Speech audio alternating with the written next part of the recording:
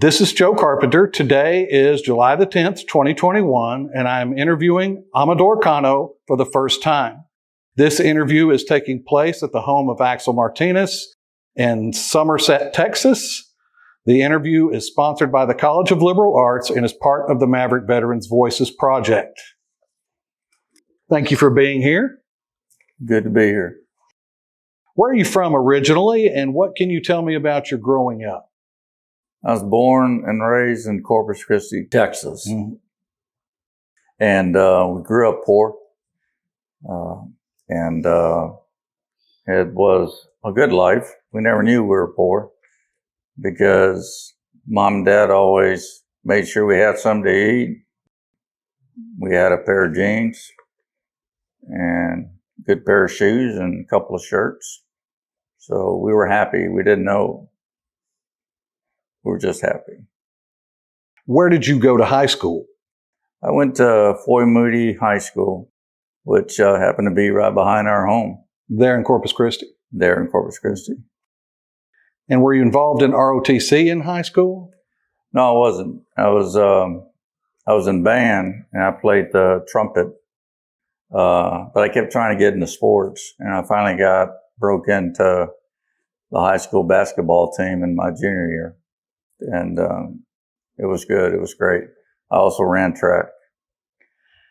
And were any of your family in the military? None of my immediate family served. However, I had uncles on my mother's side that went to Vietnam. I had Uncle Danny and Uncle Marcus. Marcus was Air Force Communications. Uncle Danny was a signal person, and he's told me some stories about how gruesome it was in Vietnam. How did you become interested in the military? It's kind of a short story. Mom and dad was working as a construction guy, and mom, she was a maid for this judge named Bernie there in Corpus Christi. And so the judge had tutors that tutored his kids, and she would bring me. And so the judge allowed me to sit in and get some of the tutoring. And of course, I eventually spoke English before I spoke Spanish. And in doing the reading assignments, I selected George Armstrong Custer. And I was really mesmerized by the idea of West Point and serving. So that was the beginning of it. So how then did you come to choose the University of Texas at Arlington? I didn't. It chose me. I was married to my first wife then, and I was working during the day and going to school at night at Tarrant County Junior College. And one day I was coming in to register, and a captain pulled me over and said, "Hey, you look like a Vietnam vet." And I said, "No, sir, I've never been in the Army." So how would you like to have the Army pay for your school? And his name was Captain Smith. And I said, "Okay, you got my attention." One thing led to another, and so I joined the Corps Cadets. I was still going to Tarrant County, but I finished out the year, and then I transferred over to the University of Texas at Arlington. And what year was that? I did that in 1977. And what was your major? Physical education. Why did you choose that major? Well, to be quite honest with you, it was the easiest major I could find because I wanted to be an Army officer. I wanted to be a Ranger. And an officer has to have a degree. Right. And so it was a means to an end for me. Was there anyone on the faculty who influenced you? Command Sergeant Major Lopez. He was my mentor. He took me under his wing. In fact, it was his idea.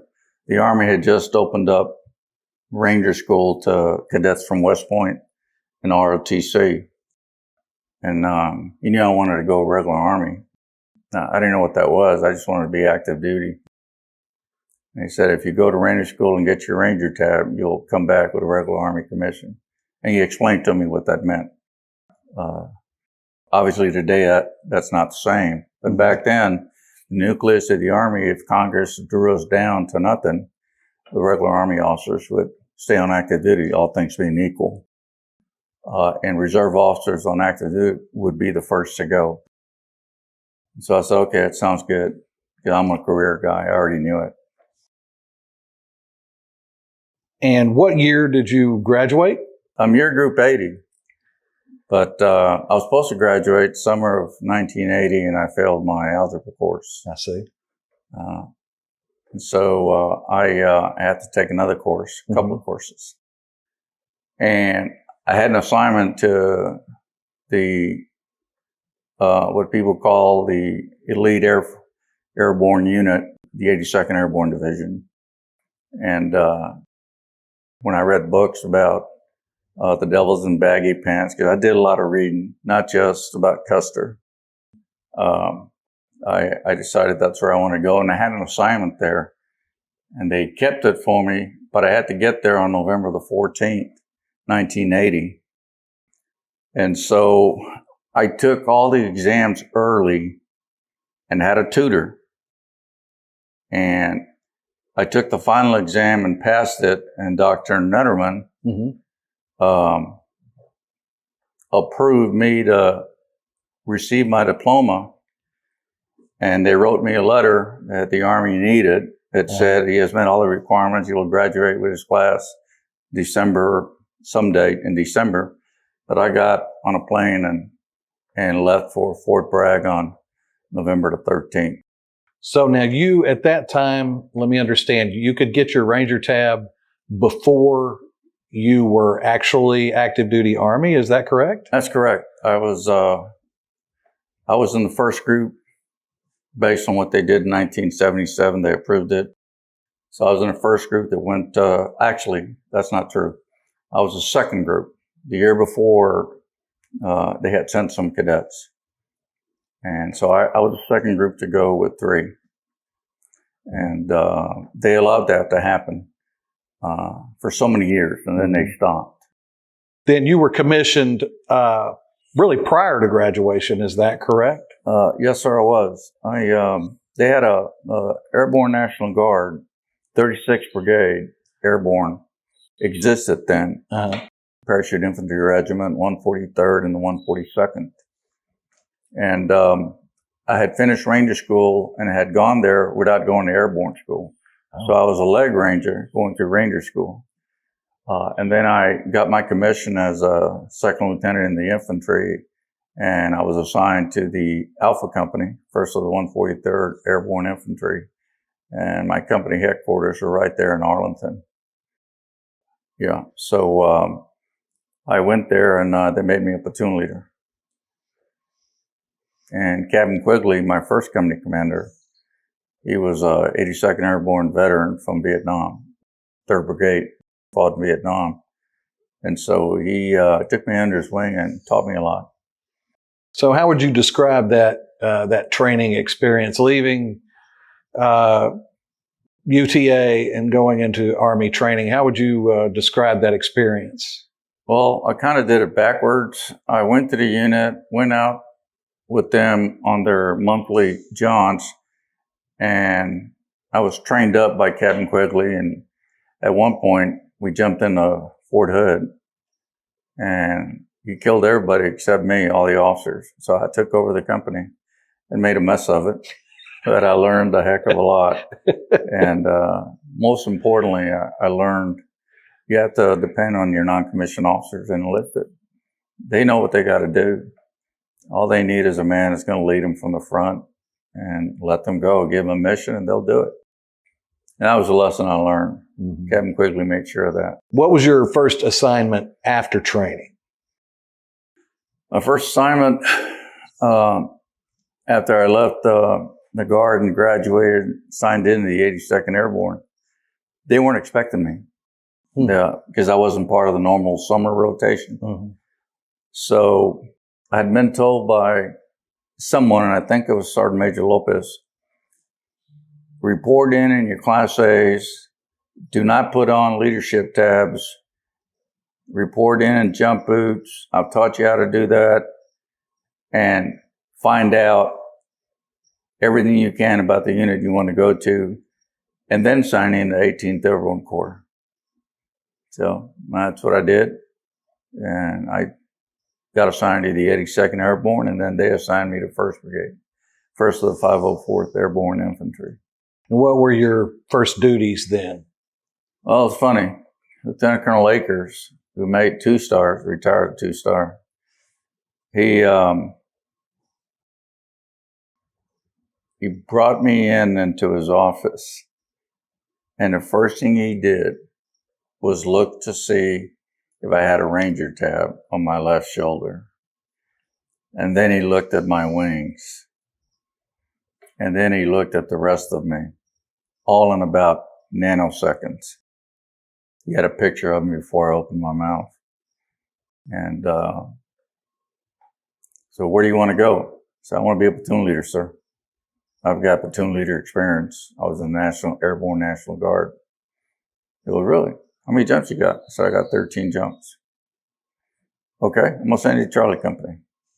He already had made that decision. He was testing the waters with me. I always had direct contact with him, eyeball to eyeball. Did you feel adequately prepared when you got there? I felt I had an advantage, simply because of the training that I got from my platoon sergeant McAlpin. He was forced recon in Vietnam. Mm-hmm. And then my company commander was Captain Quigley. And so they made sure that I understood the role of a lieutenant in an infantry unit. And the very minute role that a lieutenant plays. 2 things that are important for a lieutenant to do is listen to the non-commissioned officers and take their advice, but you have to make the decision after you listen to them. And so I learned from Captain Quigley. I also learned all my weapons because Captain Quigley told Sergeant McAlpin, I called him Sergeant Mac, when I was in the National Guard. He made me take apart the M60, the M16, the 50 caliber, headspace and timing on the 50 caliber, and then write in op orders, always reconnaissance. You can't go on a mission without a good recon, and recon's only as good as the man that's going to lead the unit. He has to be on the recon. He can't depend on somebody else's eyes. I learned that. Were you assigned or were you deployed anywhere overseas? I was never assigned overseas. I was always assigned to a stateside unit, but I spent a lot of time overseas, anywhere from 6 months to a year. Yeah, explain to me the difference. Well, the difference is I didn't take my family with me. When I deployed with the unit, whether it was a training exercise or actual combat, it was just me I had to worry about. And at the time, it was kind of the Cold War. We were getting close. And I did not want my family in Germany if the Russians did attack. Right. As the intelligence officers would tell us. And so there was a plan to evacuate the civilians, but the training I got from Captain Quigley was things will never happen the way the plan is. Everything changes when the first bullet is fired. You need to understand that, Lieutenant. You got to be able to, you got a plan, but then you frag. And so I wasn't going to put my family in danger, trusting the government to get them out of harm's way if the Russians hit launch. So where did you go overseas? I went to Germany. I went down to Panama, Colombia. I went to Korea, South Korea. We deployed there. I went to Holland and Belgium. And I'm trying to think where else. And Hawaii. How long were these assignments? What was the average length of these The assignments? average length of the assignments was 2 months to 6 months, with the exception of tours that I had in combat operations. My first taste of combat was really not combat as far as what I did, but I saw the difference when we got alerted to go to Grenada, and I was in the 82nd Airborne Division, and I saw the big difference. I saw how logistics came out of nowhere, all the good stuff came out, but I also realized once I was in Grenada working at the DTAC, I realized we couldn't talk to the Marine Corps. We couldn't talk to the Navy. We couldn't talk to the special ops guys. And it was very apparent that, and at that time, there was no joint training to speak of. And so one of our liaison officers, Captain Harrell, who made general, he had to get sent to Metcalf's flagship. Admiral Metcalf, who was the task force commander. And he had to set up a long whip PRC-77 on one of the tallest masts, and he'd climb up there, and that's how he would send reports. And that's how we would get messages to him, and it was set times, unless he got a frago, and then he would get on the horn and call down to the DTAC. But shortly after we got back, 3 years later, the Goldwater-Nichols Act was enacted by Congress because there was a lot of stuff that didn't go right. Thank God the enemy was not as good. And I'm being very, very honest Yes. here. And I learned a lot about that deployment, about how you can't wait to get ready when you first hear the rumors of war.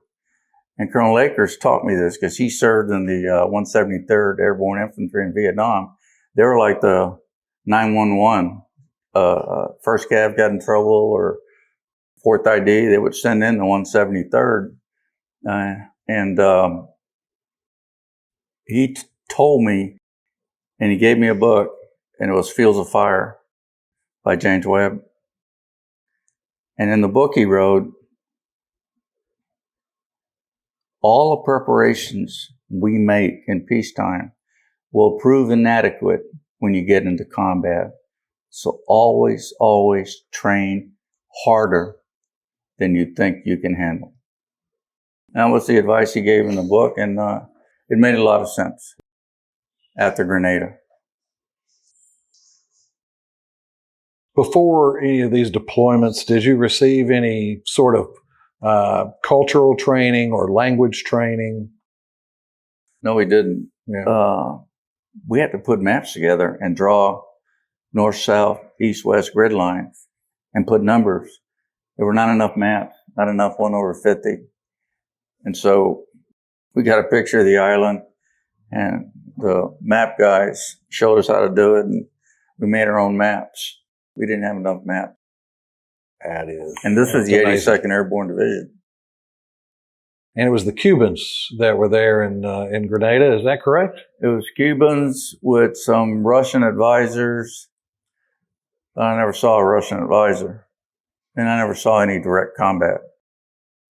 You served in combat roles Yes, more sir. than once. Yes, sir. Can you tell me a little bit about those experiences?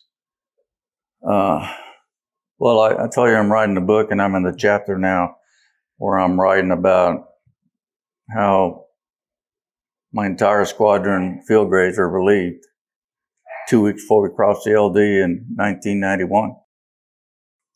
We lost the squadron commander, the XO, the S3, the S2.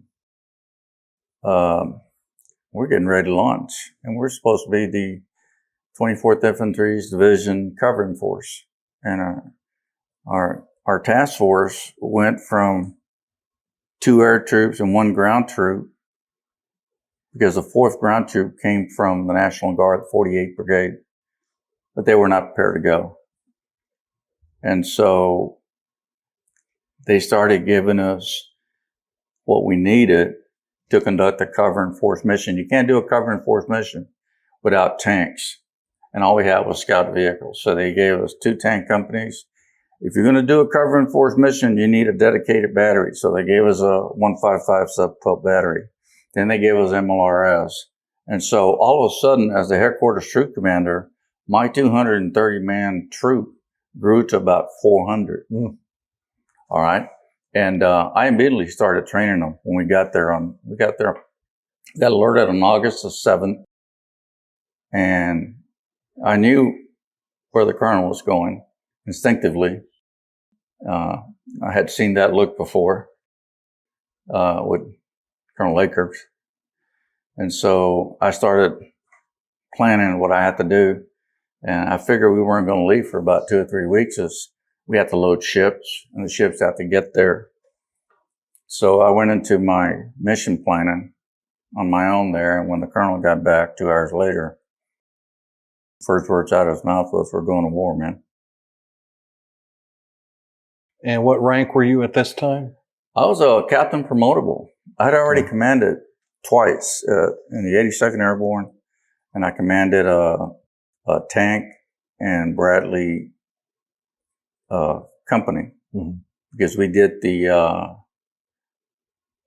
I think Colonel McGregor came up with the idea of separate brigades and the idea that you have to train with tanks and Bradleys and infantry. You can't just throw them together at the last second. So our task force, when I was a young captain, we took everything. We got the personnel stuff. We got all the logistics, put it in our motor pool. We sent 2 Bradley companies to each of the tank battalions, and we got a tank company from each of them. And that's how we trained. So, and I think the Army had been doing that prior to 1991. Plus, the Army had also learned that you had to go against a very realistic OPFOR.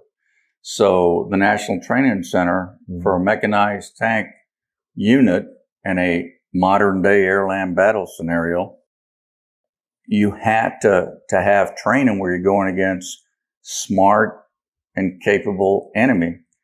So the American soldiers at Fort Ord in California, they were well-versed. They had Vismots that replicated BMPs, T-72s, and well-versed. They even had some Russian rotary aircraft. And they were good. They were very good. So I believe that that's what enabled the American Army to do so well in the 100-Hour War. Right. And that was, you would refer to that as your first combat experience, even though Grenada was technically a combat zone. I had to lead a combat mission because my squadron, see, and here's why in my book, providing the details, the only people that had any kind of national training experience or combat was squadron commander, Lieutenant Colonel Pope, and myself. Because the squadron, prior to General McCaffrey, the squadron was the OPFOR for all the maneuver brigades. So the one ground company we had, or troop, it was replicating OPFOR BMP type stuff. So none of those people or the staff had ever deployed to the National Training Center.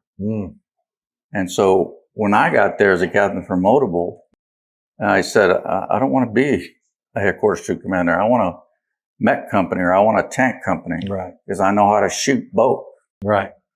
And the G3 talked to McCaffrey. McCaffrey sent me down to be the headquarters troop commander. And I led a combat mission where my squadron was stuck in Sepkas. They were out of gas. They were out of ammo.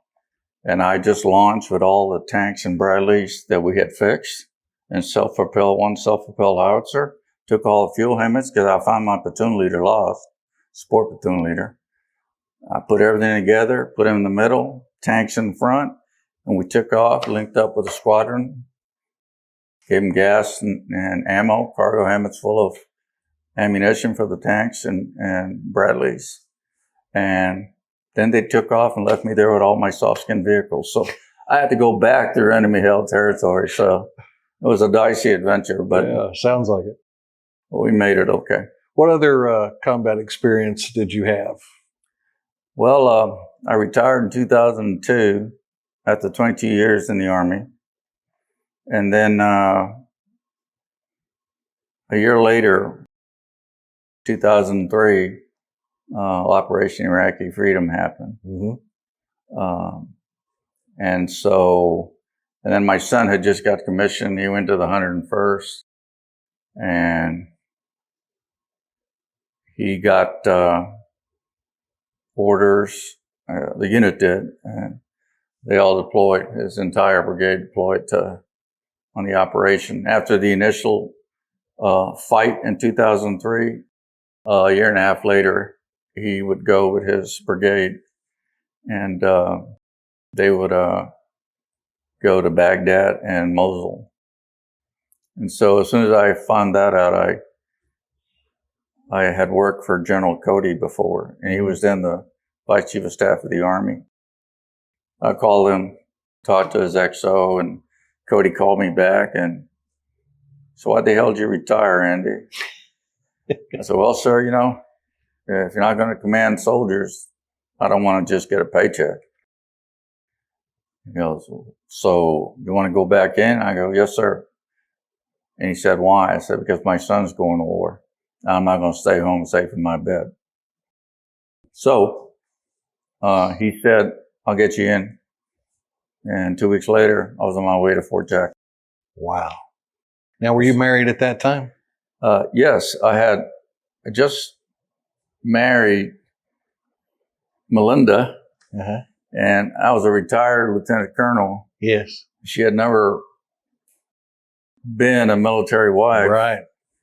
And I pretty much just took off and left her with the whole mess. Oh, yeah. And unfortunately, there's nothing I could do. Right. I had to report to Fort Hood after Fort Jackson, and she took over everything. I gave her as much as I could give her in terms of instructions, but she had to deal with everything, to include a 13-year-old teenage daughter, our youngest. Yeah. And so you went to Iraq and had more combat experience. Yes, I went to be, I was supposed to go as a LNO to the Marine Corps out in Fallujah. But when I got in, they had just fired the LNO to the Corps. And so Colonel Kievanar said, "I'm going to put you as the LNO there, but I also want you to work with General Aziz, who was the defense general for the Iraqis." So I had a dual purpose, and I had a staff. I had a major and 3 captains and a bunch of NCOs.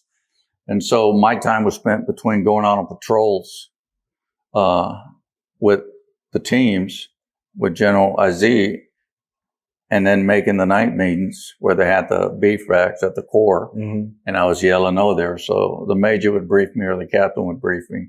And then I would come back and talk to General Maffey.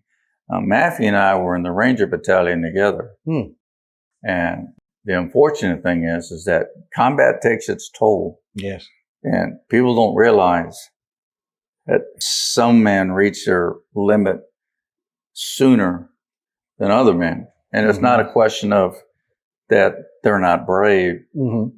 Everyone that I ever worked with was brave. But when you're a general officer, he was the ADCM, Assistant Division Commander for Maneuver.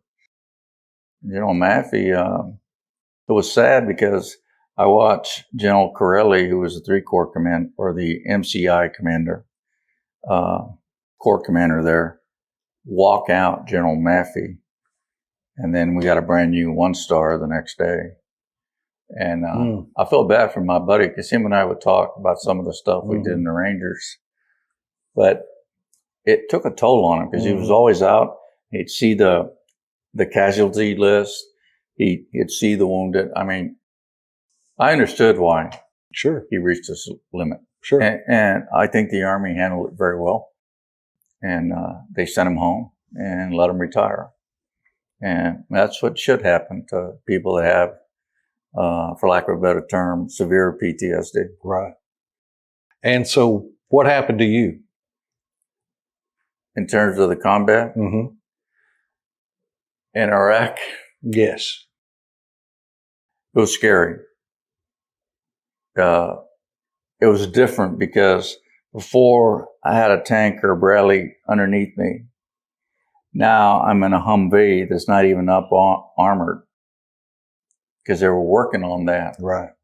And they had a task force that was designed to do that.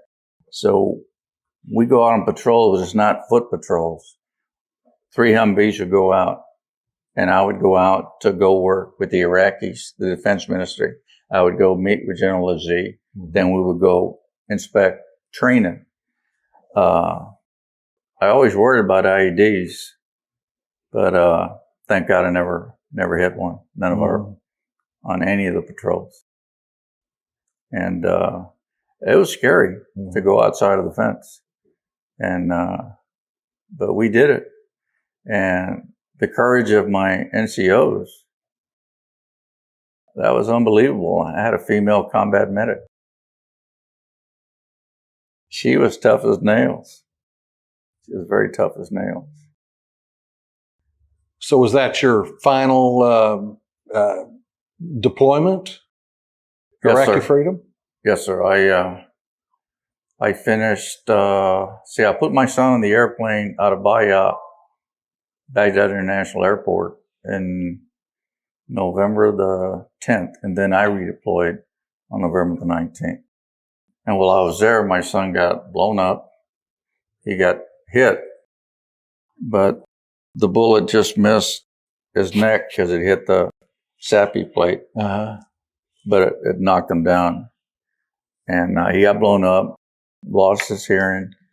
Wow. But the good news was it was an ineffective IED. It wasn't one of those shape charge Right. IEDs. Right.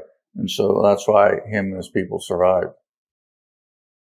That was scary. Yes.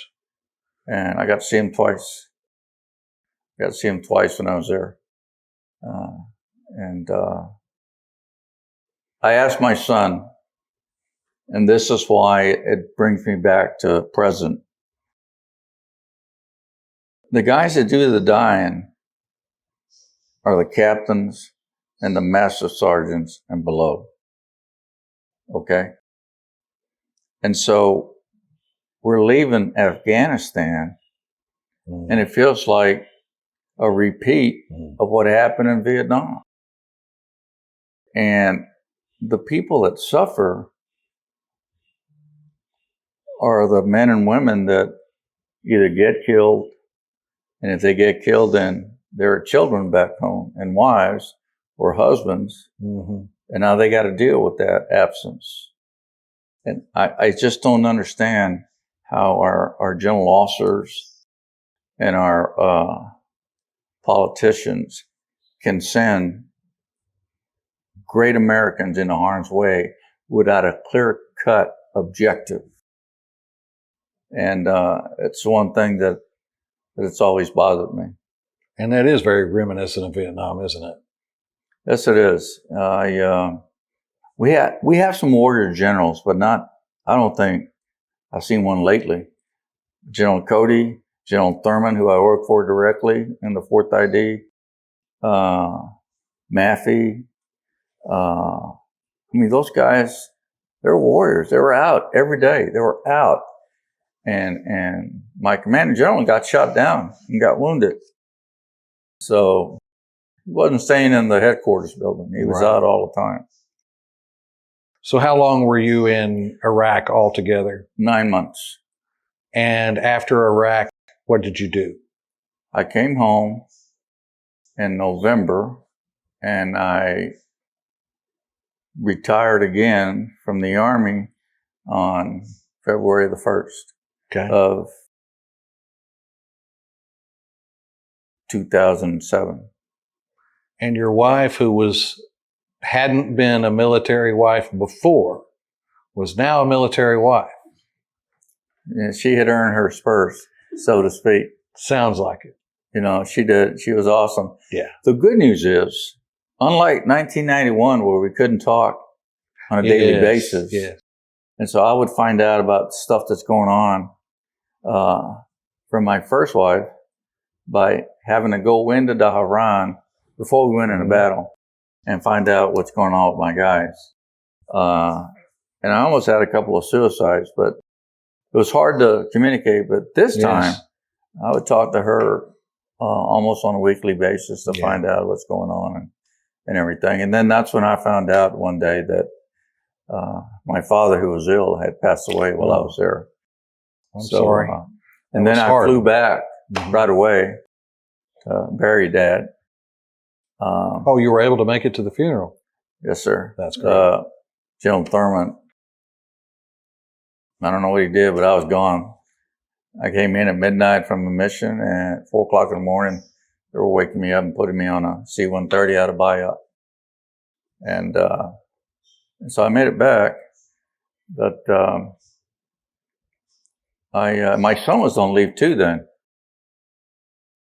But I told him to stay with his wife and his newborn child up in Maryland. And I'd take care of burying Pops. You need to stay with your wife and your brand new son.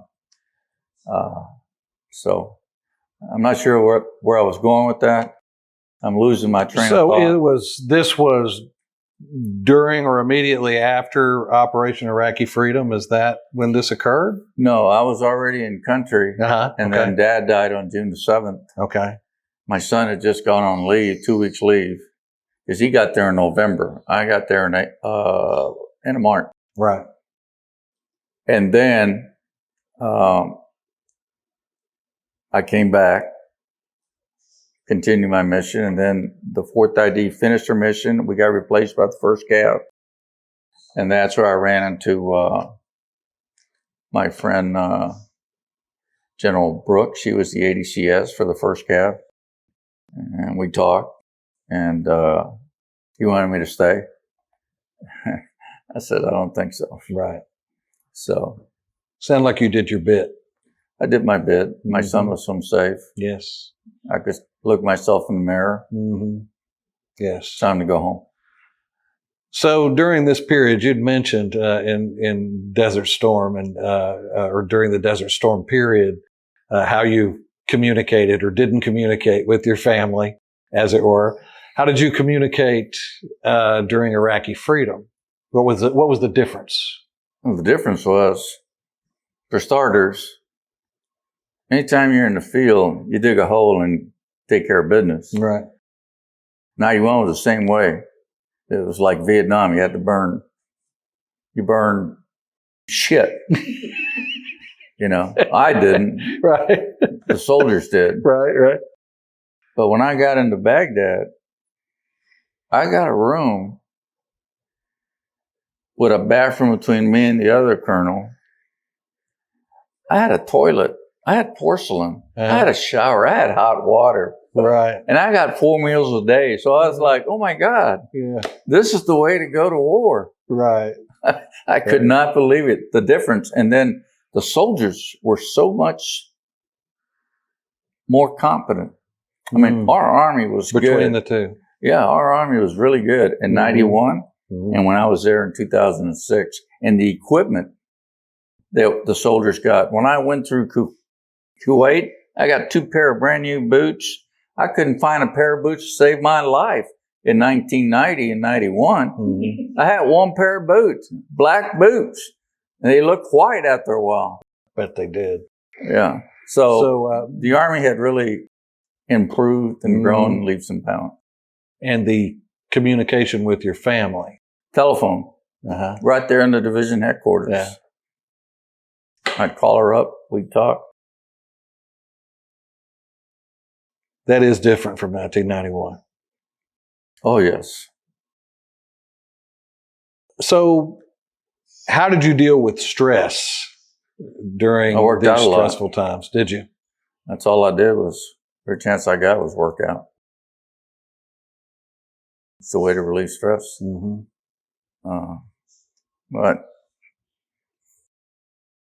But I was at Camp Liberty, which is kind of a nice place to be.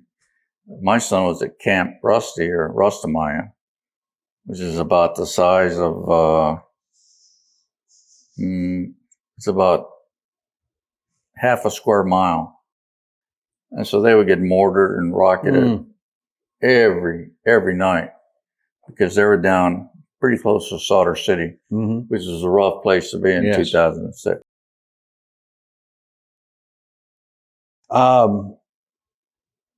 What kind of challenges did your being away from home create for your family? Well, no, I don't really remember because I think Mindy kept a lot of the stuff that was going on away from me. I see. And she would take care of the stuff. I didn't find out about the blown up tire. I didn't find out about a bunch of other stuff till I got home. I see. So she took care of everything. She was a good troop. And what year did you leave the military? The final time I left was 1 February of 2007. And how long did you serve altogether? 23 and a half years.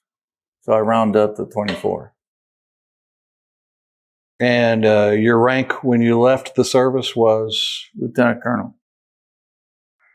And well, I know you were. What medals or citations were you awarded? Well, I don't want to go through a laundry list, but... How about we do the big ones? All right. I got the Combat Infantry Badge in 1991. I got 2 Bronze Stars, one in 91 and one in 2006. I've got the deployment badges. Got a Legion of Merit. I mean, badges don't mean nothing to me. The only thing that means anything to me is the CIB and the Ranger tab. I've heard that a lot. Those are the important things to me. Yes. And that's just the way it is in the infantry.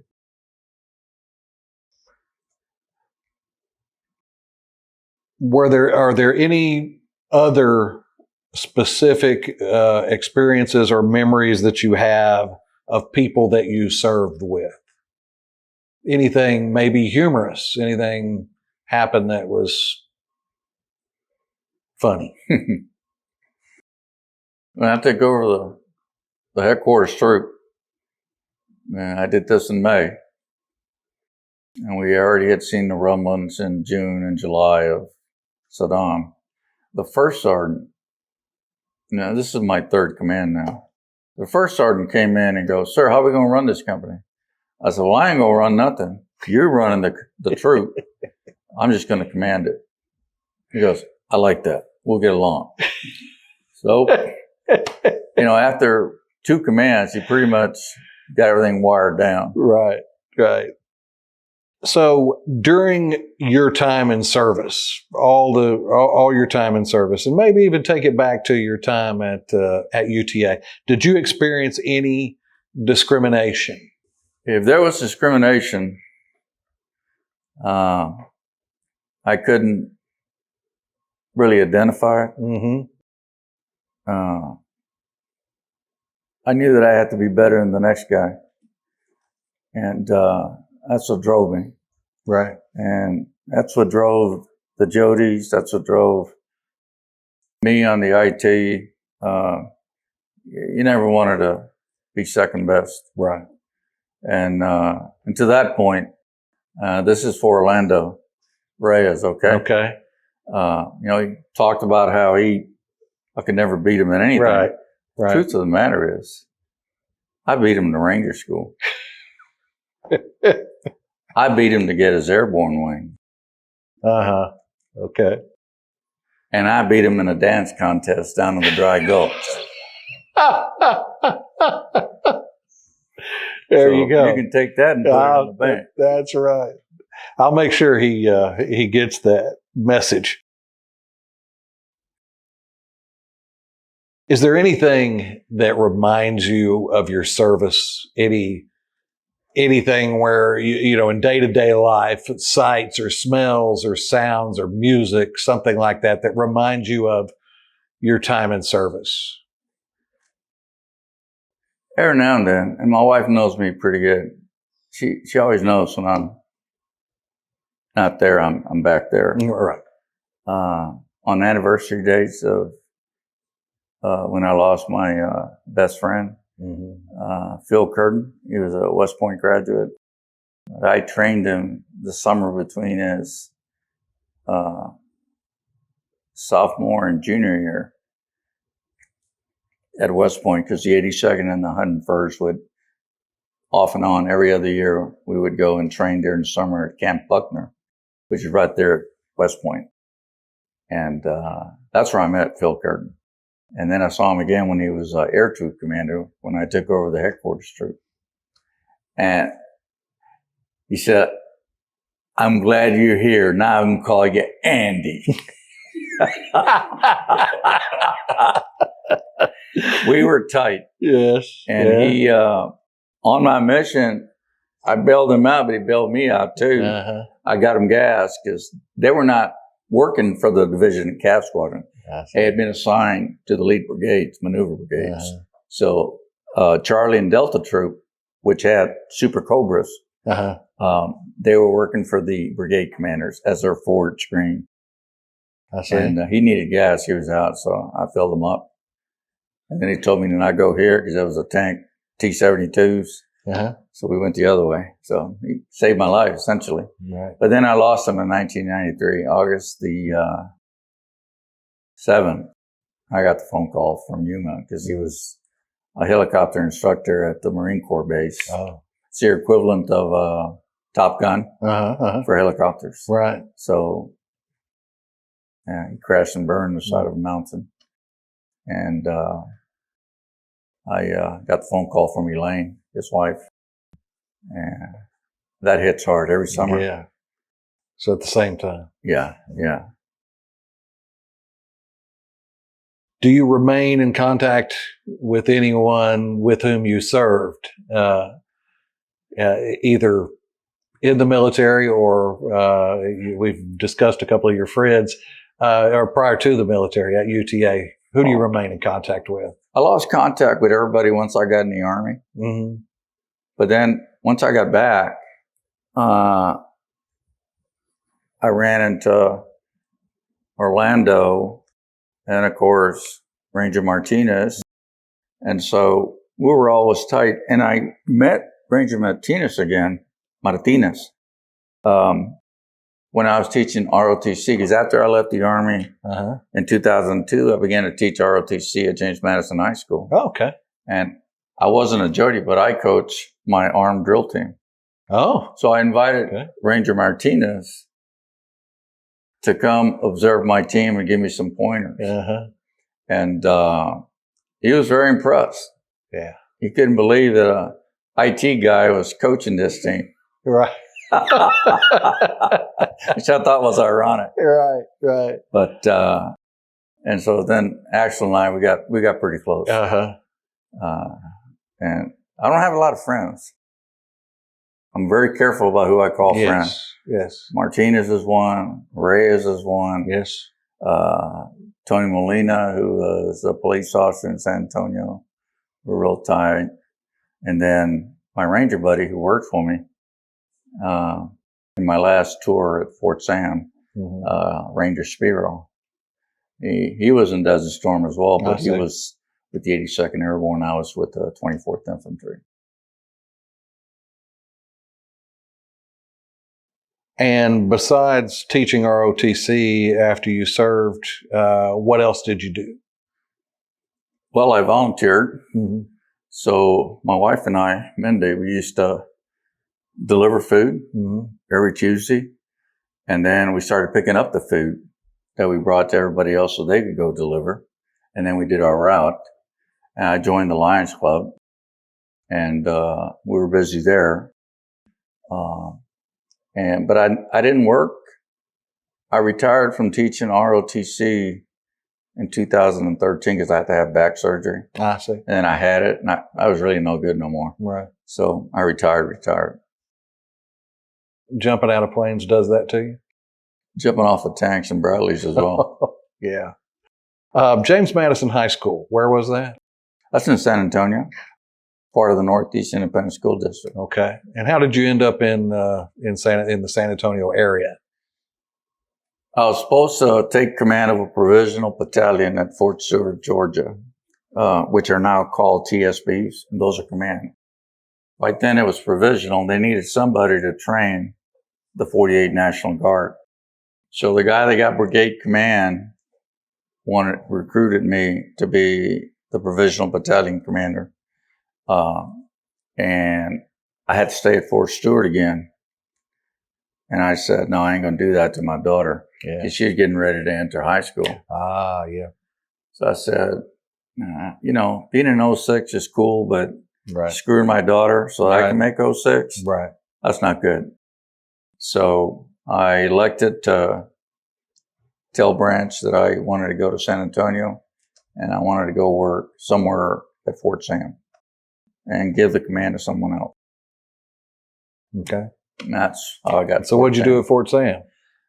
Believe it or not, I got the easiest job there is. Mm-hmm. I was a tactics instructor for all the nurses and doctors that go to basic and advanced courses there. Well, Army medics work harder than Air Force medics. I'm just going to say that right now, because I didn't know what a bidet was when I got my room in Cobar Towers at Daron. I'm just saying. Do you have any advice for people entering the military or going into college looking to a military career? Do you have any advice for them? The only advice, and it's the advice I gave my kids, was you have to do three things. Keep your word.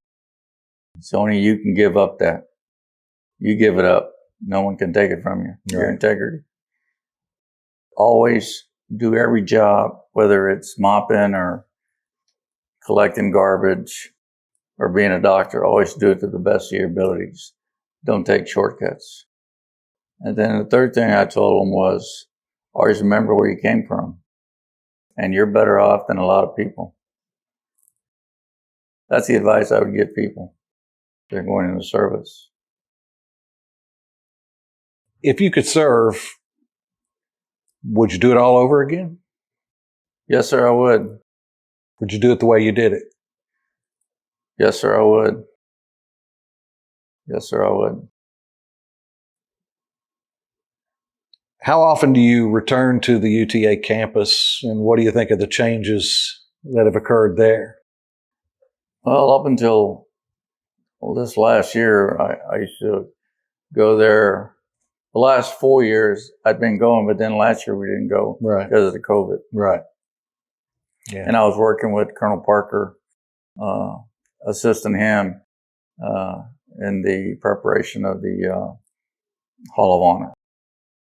And I was going to ask you about that. I've got two questions about the Hall of Honor for you. Yes, sir. First of all, your induction into the Hall of Honor. What was that experience like for you? Well, it was really a good experience.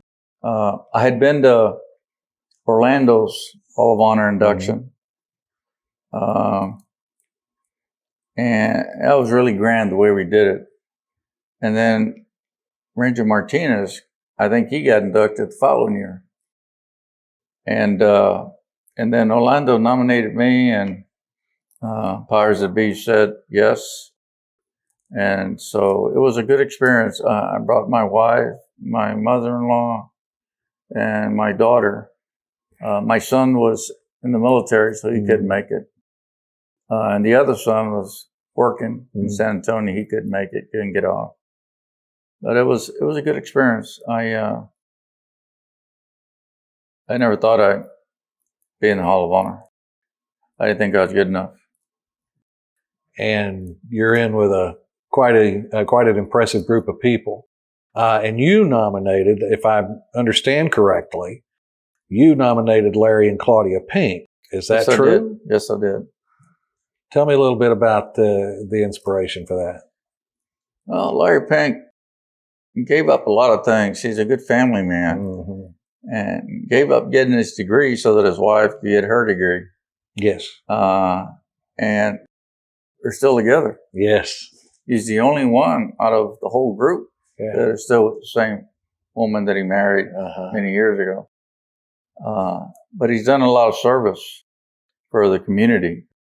And, you know, people that get into the Hall of Honor are usually, in my opinion, people that have served a long time or did something. They were astronauts or something like that. Sure. Larry Pink and Claudia needed to go in there. So I nominated him. Larry Pink is very quiet. He doesn't say a whole lot. He did say that Claudia has been his commanding officer for over 40 years. Yeah. She outranks him. Yeah. In more ways than one. Right. So is there anything that you would like to add to this interview that we haven't covered? There's nothing I want to add other than the Army was not a job to me. The Army was a calling. It was a labor of love. Not that I wanted to go to war or have any of my guys get killed or wounded. The Army, the role of the officer in the Army is to command, set standards, and then allow the subordinates to execute. And when they make mistakes, the job of an officer is not to relieve that NCO or enlisted man. It is to retrain him, teach him what he did wrong, and let him go at it again. In other words, you have to underwrite the failures of the people below you so that they then will be emboldened to carry out the orders and missions without any guidance. All they need to understand is what is the commander's intent. And if you train them that way and let them make their mistakes in peacetime, it provides big dividends. I mean, they will work like crazy for you. There's nothing they won't do for their commander. Well, I want to thank you for the time that you've spent in this interview. Thank you for agreeing to interview. Well, thank you for your service to the country. Thank you, sir.